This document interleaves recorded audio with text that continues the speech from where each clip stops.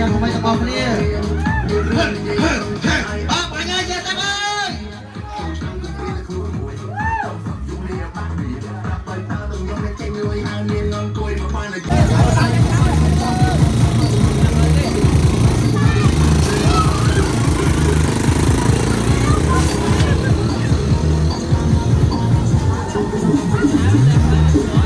โอ้เอาคนมาส่งจูนโปมองส่งกับวันละเพื่อนเราสิตะกูเกมาทองการทำไมให้ต้องออกนี่มานะเอามาบอกเธอเอาคนมาตัดไปได้กองช่วยโจรูนี่คือจะมาในพอดนะเลย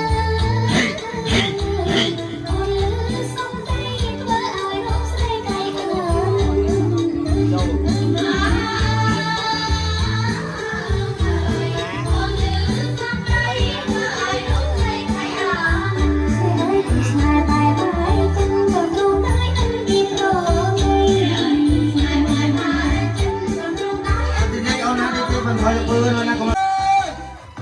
เฮ้ยมาเลยมาพูดเฮ้ย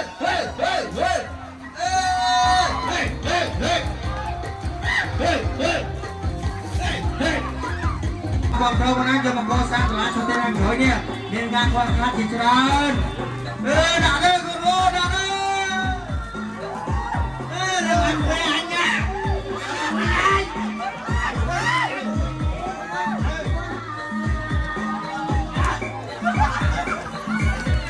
คนมาหน้าโลกาเดินไปแล้วสมัยเอาเพียงยังไม่รอที่จะตัวตีมันให้น้องเรีย